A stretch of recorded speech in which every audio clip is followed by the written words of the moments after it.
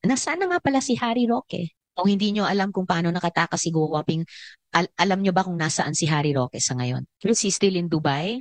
Madam Chair, we can't recall the dates anymore, but the last information that we had against on the couple, the Roques, umalis po ng Singapore yung wife and then nagbound for Dubai. And there's also a sighting of Harry Roque also in Dubai. Alam nyo ba na pumunta silang, or at least si Harry Roque pumunta sa Singapore sa loob ng isang araw? Alam nyo ba na pumunta siyang Shanghai for 1 day? At meron ba kayong information or validated proof na mula sa Shanghai, na isang araw lang ang tinagal niya doon, tumuloy siya sa Macau? Sorry, wala po kaming exact details. Paano kung sabihin ko sa inyo na hindi sila nakarating sa China at nawala na lang sa layover? You told me na destination nila was China but they were going to have a layover in Hong Kong. Paano kung sabihin ko sa inyo na I have confirmation na ni kaluluwa nila hindi na nakarating sa China? Hindi ba responsibility natin, as I was asking Chief Manahan, responsibility natin tiyakin na diretso pa uwi ang ating dinedeport? So what would you say to that information? Yung responsibility na yan, Senator, is for, as far as the BI is concerned, ang protocol ho namin is once they are declared fugitive, we make sure that they are either escorted or alam ng kanilang embassy yung prior knowledge ng embassy yung pag-deport sa kanila. Pag hindi ho sila declared as fugitive, our duty is to ensure that they are boarded to their country ho. Yan ho yung hanggang dyan po yung Bureau of Immigration na that they are ensured that they are deported out. Sinakay sila ng airline. Yan And po yung shouldn't difference. they be boarded for their country on a direct flight? Lalo na given the nature of these deportations. Hindi lang siya, deportation alone seryoso na, pero deportation in connection with a ban on POGOs na napatunayan ang sasama ng epekto sa atin. Yes, ma'am. As intimated by Chief Jun Manahan of our Intelligence Division, when we deported them, they have not been declared as fugitives by their country, by China. So when we deported them, it was a regular deportation. Doesn't regular deportation mean direct flight without a layover? Ma'am, as intimated by our commissioner, we accept what ticket is available. So, but isn't it true also, attorney, that the Chinese embassy in the Philippines actually wrote to the BI to complain about the layover flights? Wala ho, ma'am. Wala silang sinubmit regarding that. I have information to the contrary. Sumulat ang Chinese embassy di umano sa bureau para ireklamo yung layover flights. And bakit? Napakakulang ba ng direct flights sa China para kailangang rely on layover flights? Lalo na conveniently for these first three na dineport na sa pagkaalam ko ay supposedly mga POGO bosses. Wala bang sapat na direct flights? Ma'am, if I may reiterate, we accept what ticket was presented. Presented by whom po? That is, I will get back to you, ma'am, because it is our deportation unit that accepts the ticket. Where's the deportation unit, sir? Wala ba sila ngayon? Wala po, but we will check it, ma'am. Hindi ba isa sa inyo ay in charge sa deportation unit? Yes, ma'am. Under legal division. So sa ilalim Opo. ninyo, Attorney Santos? Yes, ma'am. So during this hearing, I can't believe I have to ask all of these itty-bitty follow-up questions. Alam nyo naman po yung agenda ng hearing ngayon na that we were hoping to close it already. Kasi 4 na buwan na at least ang iniintay ng sagot sa mga tanong na ito. So can you, before this hearing adjourns, can you please inform the committee why we had to rely on transit flights for deportees who are related to the big POGO issue, including those first 3 na sa pagkaalam ko ay mga Chinese bosses. Ang deportation unit ba sa ilalim ng legal division ang responsable sa ganyang arrangements? Yes, ma'am. So deportation, and sabi nyo nga po kanina, deportation ine-escort ng BI. So wala po bang kasama yung dinedeport dun sa unang grupong iyon ng 438? Kasi bakit malaya na lang silang nakapuslit? Yes, ma'am, when we say escorted, Yes. only up to the boarding at the airline. That's not escorting. Yun lang po talaga yung procedure ng deportation. No? So, sino magiging responsable to make sure they actually arrive at their destination, in this case, China, at hindi lang sila magdi-disappear into the crowd sa layover nila? Pagka declared as fugitive, that's when we ensure. But in this case, they are not fugitives. Well, ito po yung kailangan yung malaman sa lahat ng resource persons natin mula sa BI, no? They never arrived in China. I'm making that off record for the committee. Itong tatlo na pinangalanan ko kanina, Liu, Kong, at saka Wang, who I think are the first three na binanggit ni Chief Manahan na dineport sa group, kasama ng grupo na 438, they never arrived in China. O dahil sa Pilipinas, nakapuslit sila. What a shame, no? I mean, dahil sa atin, against whom they committed the most crimes sa mga kababayan natin, nakapuslit sila. So, a deportation gone wrong, no? A simple and regular operation of the Bureau dapat hindi pa na-achieve ang objectives. Attorney Santos. Ma'am, if I may please clarify. Deportation means that we ensure that they are boarded out of the country and they are blacklisted not to be able to return unless their blacklist is lifted by the commissioner. In this case, they are blacklisted. They were not declared as fugitives. So the BI ensured that they are boarded out of the country. Yan po yung duty ho ng BI. Hindi ho sila dineclare as fugitive. Alam mo ng Chinese embassy that they were arrested and they were not declared as fugitive. How convenient, no? Hindi sila na-declare na fugitive. And yet, I have that information also na actually nagreklamo ang Chinese embassy sa Bureau tungkol in particular dun sa layover flights. Ma'am, wala hong sinubmit sila regarding that. Well, as I mentioned earlier, attorney, I have information to the contrary. So it's either the Bureau or the embassy who is not telling the complete truth to the committee, unfortunately. So, yes, Chief Manahan, before I... Madam Chair, as far as I can recall also, there's a letter sent by the Chinese embassy Yes. to the Bureau of Immigration. Mm. Pero it's an appeal, Madam Chair, to hold the deportation process for the Chinese nationals as much as we can. So they can charter the flight of the remaining 100 plus, Madam Chair, to China. Sa part naman po ng immigration, Madam Chair, ang sinabi po natin sa Chinese embassy at that time, we will continue deporting these foreign nationals as much as we can. Kasi po yun ang objective ng BI to fast track all the deportation process. In fact, Madam Chair, sa 438 na yun, more than half already deported ng BI.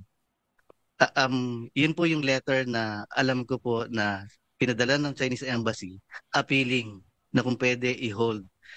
Ang sabi naman po ng BI, we cannot hold the deportation. Walang makakahinto po ng deportation process ng BI kung kaya pong mag-remove on a daily basis as much as we can. Yun po yung naging reason po ng letter, ma'am, Madam Chair. Salamat para doon, Chief Manahan. But we still have to complete the picture and the communications dahil parang hindi pa rin nagbabangga between BI, which is part of our republic, and the Chinese embassy, which is of another government. Attorney Santos. If I may also share regarding, I'm reviewing my communication with the Deputy Police Attaché of the Chinese Embassy. So we wrote them a letter saying that in the previous meeting of our deportation implementation unit head with them, I was not a part of that meeting, but we wrote them and said that in your previous meeting with the DIU deportation implementation unit head, you said that there is no problem with connecting flights. So when we sent that, the reply of our Deputy Police Attaché of the Chinese Embassy, Mr. Ziping Dai, said, maybe there is some misunderstanding regarding transit flights. We will send a reply this week. That message was on February 18. Up to now, I have not seen any letter that he said he will send regarding that issue, ma'am. So maybe just put that also on record. Well, in any case, attorney, if this is the current policy overall, no, regarding deportations, lalo na kaugnay ng POGO, which is arguably the hottest issue na hinarap ng gobyerno in the last year, then I'm telling you, maybe we need to revisit this policy, how it has been implemented so far. Kasi we are letting these rotten apples, no, like itong sina Liu Xun, Kong Xiangrui, at saka Wang Xiangle, just get away scot-free. Okay. And the reason na it's so disturbing is tiyak pa sa sikat ng araw na maghasik na lang ulit ng lagim ang mga yan. Eh baka nga nakabalik na sila or ang mga tulad nila dito sa Pilipinas. Matungkol pa rin sa tila napaka-porous natin ng mga borders, parang napakadaling takasan o pasukin ng mga kriminal na elemento. Pwede niyo po bang talakayin naman ang immigration status ng mga nababalitang Chinese spies? At kung paano sila nakakapasok at nakakapirme dito sa Pilipinas? Has the BI even taken cognizance of this issue? And ano ang kaalaman niyo doon? Yes, Madam Chair, we're closely coordinating with the NBI cybercrime with regard to that particular case. Hindi ko lang dala, ma'am, yung in case folder, but we have the identities and the visa details nung first 5 na pinress release pinesent sa isang press conference ng NBI. At ano po yung kanilang immigration status, itong first 5? I will check, ma'am, and I will update you, ma'am, with regard to the visa details. Please do that, Chief, within this hearing. Yes, Madam Chair. And Thank you. habang may criminal charge filed case dun po dun sa 5 for espionage, yun din naman po ang aming kinukumit sa NBI na sasampahan din ho namin ng immigration violation and charge. So both administratively and criminally charged po yung magiging violation and offense ng 5 subjects or involved sa espionage. Sino po yung BI officer or personnel na tinutukoy nyo? NBI, ma'am, in charge sa case. Now, you mentioned something about that you will investigate or implement disciplinary proceedings. Just your previous statement. It's the 5 subjects, ma'am, na involved sa espionage in foreign nationals. While the criminal case is ongoing, we will also file immigration violation charge or charges against these 5. Against these 5, all right. And mamaya, tatanungin ko rin ng NBI kung ano mga aktibidades nitong 5 ang binantayan nila and ano yung mga aksyon nila na gagawin kaugnay nila. Would you be able to also tell us during this hearing anong mga, paano sila nakapasok at nakapirme dito, itong 5? Thank you. We'll be awaiting that. And last but not the least for now, no, for the BI, nasaan na nga pala si Harry Roque?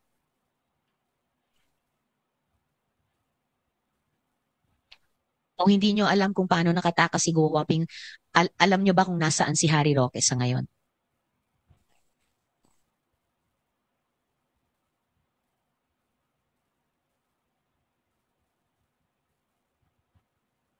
Is he still in Dubai? Madam Chair, we can't recall the dates anymore, but the last information that we had against on the couple, the Roques, umalis po ng Singapore yung wife and then nagbound for Dubai. And there's also a sighting of Harry Roque also in Dubai. There's also an information na umalis po sila sometime December. And then yung information po na yon after, any information after, sorry Madam Chair, but we don't have any more information. Alam nyo ba na pumunta silang, or at least si Harry Roque pumunta sa Singapore sa loob ng isang araw? Or rather, pumunta nang siya.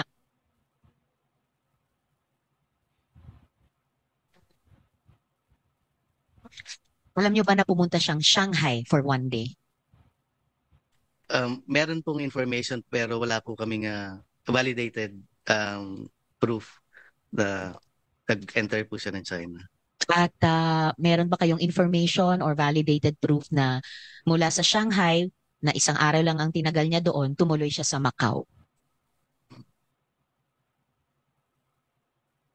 Madam Chair, sorry, wala po kaming pero meron po kaming alam na pumunta rin po siya ng Japan.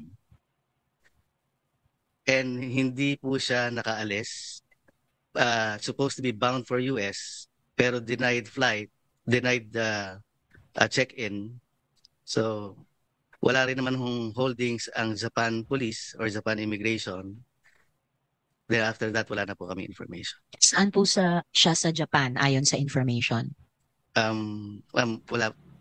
Wala po kaming exact details. And bound supposedly saan sa US ayon sa information? We don't have any information also, Madam Chair. So, do you know if he's still in Macau? Sorry, Madam Chair, we don't have any information. Alright, salamat Chief Manahan. Dako Umani naman ito ng iba't ibang reaksyon mula sa ating mga netizens.